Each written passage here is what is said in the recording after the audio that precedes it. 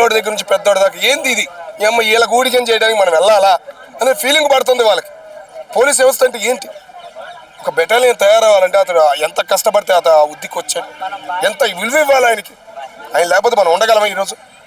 ఆయన లేకపోతే మనం ఉండగలమా? బీహార్ సైకోల కన్నా హీనవాళ్ళు అట్లాంటి వాళ్ళు వచ్చి మనం నరికినప్పుడు వీళ్ళే కాపాడేది. ముఖ్యంగా నానిగారు ఉన్న ఏరియాలో ఎంత నరకం చూశారు ఒకప్పుడు. మరి ఏం మాట్లాడుతున్నాడు? ఆయన చిన్నతనం గురించి పోలీసుల గురించి తెలియదా? ఎందుకు అంత హీనంగా తయారవుతున్నారు? ఏడన్నా అంటే పక్క రాష్ట్రానికి వెళ్తారంటే ముఖ్యాల్లో తీసుకొస్తారంట. ఏం చేస్తారు? మీరు ఇంకా అధికారంలోకి వస్తారని ఆశ మీకు ఉందా? ఏం మాట్లాడుతున్నారో మీకు తెలియట్లేదు. ఇప్పటికైనా మీరు మారాలి. అంటే పవన్ కళ్యాణ్ గారు యోగి లాంటి పరిపాలన ఇక్కడ తీసుకొస్తే మీకు సెట్ అవుతా అంటారు తప్ప ఎప్పుడు చేయడం లేదు. ఎందుకంటే యూపీలో అదే ఇలాంటి పరిస్థితి వస్తే ఆయన తీసుకెళ్ళి లోపల వేస్తారు అన్నా. యూపీలో రాజకీయం వేరు, ఓకేనా? ఏంటంటే బయట దేశాల వాళ్ళు ఎక్కువగా బతుకుతున్నారు అన్న ఫీలింగ్లో ఉంటారు. ఇది మన దేశం కాదురా అని ఉంటారు. కానీ ఇక్కడ అట్టా కాదు కదన్నా. కుల రాజకీయాలు, పనికిమాలిన యాసాలు, పనికిమాలిన బెదిరింపులు, ఏదో పాపులర్ అవ్వాలని. ఆ వయసు అంతా ఒక విలువే ఇవ్వాలి. ఒక గవర్నమెంట్ అధికారికి అనేది శ్రద్ధ లేకపోతే ఎట్ట? ఇప్పటికే గవర్నమెంట్ అధికారులు సరిగ్గా పనిచేయట్లేదురా బాబు అని చెప్పేసి మనం లబోదిబో అంటుంటే, మరి ఇట్లాంటి చేసే వాళ్ళని కూడా ఇలా భయపెట్టేస్తుంటే ఏం జనాలు? ఏం మాట్లాడతాం వాళ్ళ గురించి? ఎంత బాధ వేస్తుందో. ఒక గవర్నమెంట్ అధికారి సరిగ్గా పనిచేస్తే ఒక్కొక్క రాజకీయ నాయకుడికి తడవాలి అనే బాధ అందరిలో ఉంది. మరి ఇట్లాంటి ఎదవలకి భయపడి వెనకడికి వేస్తే ఎట్లా? ఏం మాట్లాడాలి? వాళ్ళకు ఒక స్వేచ్ఛ అనేది ఇవ్వాలి. వాళ్ళు అంటే భయపడాలి. ఎవడైనా కానీ, రాజకీయ నాయకుడైనా ఎవడైనా కానీ వాడికి ఇచ్చే రెస్పాన్స్ అనేది ఇవ్వాలి. వాడికి రెస్పాన్స్ రాకపోతే తాట తీయాలి. వాడు తీస్తేనే వాడు పోలీసు మారాలన్న. దీని గురించి ముఖ్యమంత్రి దగ్గర నుంచి రాష్ట్రపతి దాకా స్పందిస్తేనే ఇట్లాంటి ఎదవలు తయారవకుండా ఉంటారు. కలెక్టర్లు ఏమయ్యారు? వాళ్ళకి బాధ్యత ఉందిగా. ఒక కానిస్టేబుల్ బెదిరించాడే, అలా అంత హీనంగా మాట్లాడాడే, మరి అడగాలి కదా. అదే అర్థం కావట్లేదన్నా.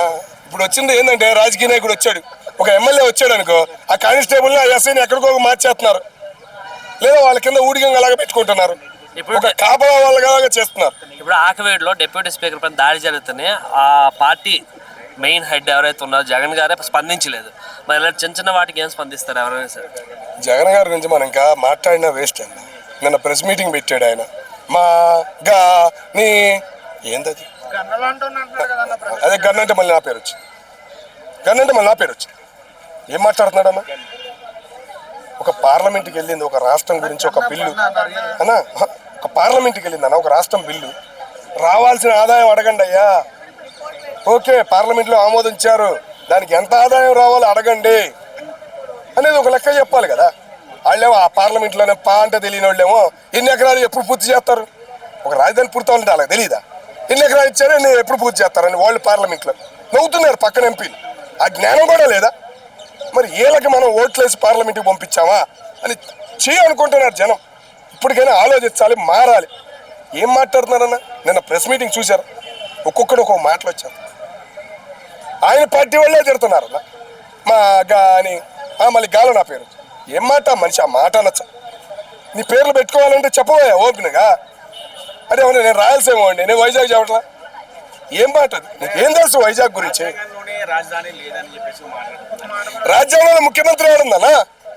రాజ్యాంగంలో ముఖ్యమంత్రి అనేది ఉందా? ఒకప్పుడు ఎమ్మెల్యే, కలెక్టర్, రాష్ట్రపతి, అంతే. ఢిల్లీ ప్రధానమంత్రి. ఈ ముఖ్యమంత్రులు ఏడున్నారు? అంటే ముఖ్యమంత్రి అంటే అందరూ కలిపి ఒక నాయకుడు ఉండాలి కాబట్టి ఆడు ఆడుంటే అదే రాజధాని అని చెప్పేసి వీళ్ళే గెలిచింది. మరి నువ్వే కదా రాజకీయ నాయకుడు రాసినోడివి. ముందు రాజ్యాంగం చదువు, అవి కూడా ఉంటాయి దానిలో. మరి ముఖ్యమంత్రి అనే పదం లేదు కదా, నువ్వెందుకు ముఖ్యమంత్రిగా చేస్తున్నావు? మరి అదే కూడా తాడేపల్లిలో ఉంటున్నావు, నాకు రాయలసీమ అంటున్నావు. నీకేం అర్థం తెలుసు? కేంద్రం నుంచి ₹1 తెచ్చావా? పార్లమెంట్ తలుపులు మూసి మన రాష్ట్రాన్ని విడగొట్టారు. ఎంత అడగాలి నువ్వు? ఎంత హక్కు నీకుంది?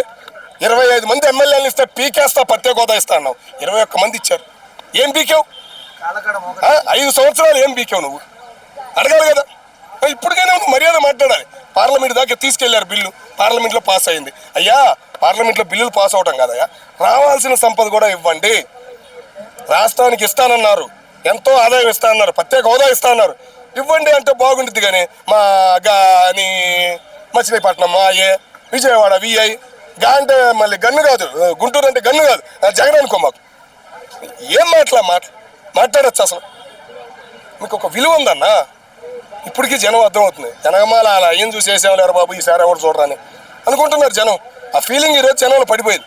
నిన్నటిదాకా ఆదరణ ఉందన్న, అభిమానం ఉంది నాకు కూడా, ఏదో తెలుగు మాట్లాడుతున్నా. కానీ నిన్న మాట్లాడిన మాటలు ఏంటంటే చాలా బాధ అనిపించింది నాకు. అదే ఉద్దేశంతో చెబుతున్నా, ఇప్పటికైనా మారాలి. అవునయ్యా, రాజ్యాంగంలో రాజధాని లేదు, రాజ్యాంగంలో ముఖ్యమంత్రి కూడా లేదయ్యా.